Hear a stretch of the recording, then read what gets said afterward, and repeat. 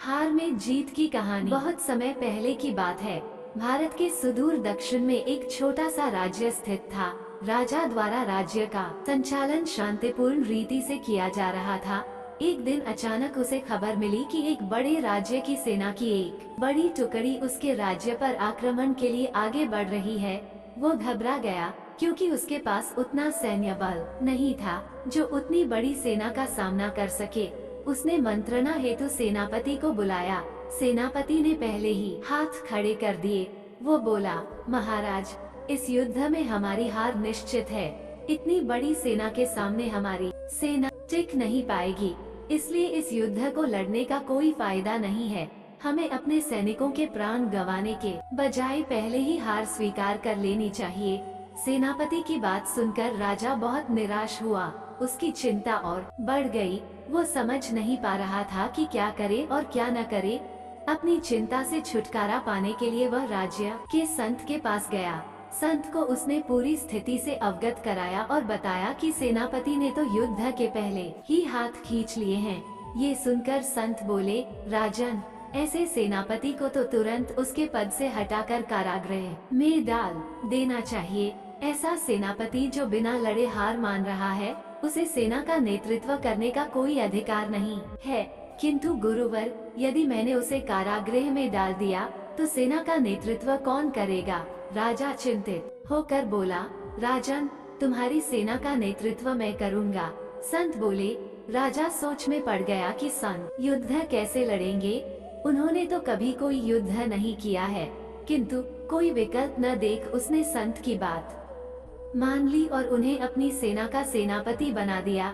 सेनापति बनने के बाद संत ने सेना की कमान संभाल ली और सेना के साथ युद्ध के लिए निकल पड़ा।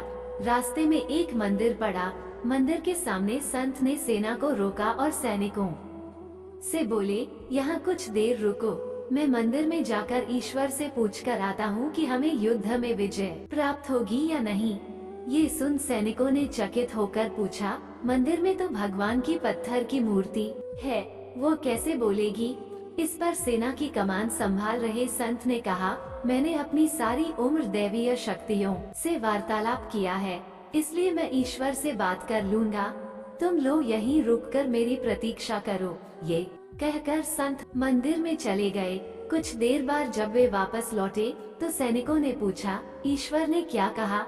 संत ने उत्तर दिया, ईश्वर ने कहा कि यदि रात में इस मंदिर में प्रकाश दिखाई पड़े तो हमारी विजय निश्चित है। पूरी सेना रात होने की प्रतीक्षा करने लगी। रात हुई तो मंदिर में उन्हें प्रकाश दिखाई पड़ा। ये देख सेना खुशी से झूम उठी। उन्हें विश्वास हो गया कि अब वे युद्ध जीत लेंगे। उनका मनोबल बढ़ गया और वे जीत के मंसूबे से युद्ध के मैदान में पहुँचे।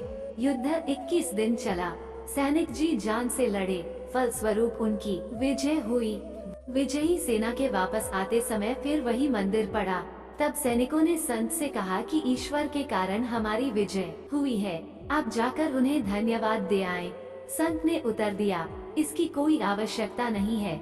ये सुन सैनिक कहने लगे, आप कितने कृतघ्न हैं। जिस ईश्वर ने मंदिर में रोशनी कर हमें जीत दिलाई, आप उनका धन्यवाद भी नहीं कर रहे। तब संत ने उन्हें बताया, उस रात मंदिर से आने वाली रोशनी एक दिए की थी और वह दिया मैं वहां जलाकर आया था। दिन में तो वो रोशनी दिखाई नहीं पड़ी, किंतु रात होते ही दिखाई देने लगी। दिए की रोशनी देखकर तुम सबने मेरी बात पर विश्वास कर लिया कि युद्ध में विजय हमारी होगी। इस तरह तुम सबका मनोबल बढ़ गया और तुम जीत के विश्वास के साथ युद्ध के मैदान में गए और असंभव लगने वाली विजय तुमने प्राप्त की। इस कहानी से हमें ये सीख मिलती है कि खुद पर विश्वास रखें और परिश्रम करते रहें। विश्वास की विजय होगी।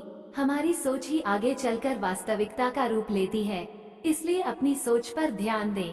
सदा सकारात्मक सोचें ताकि सकारात्मक परिणाम मिले।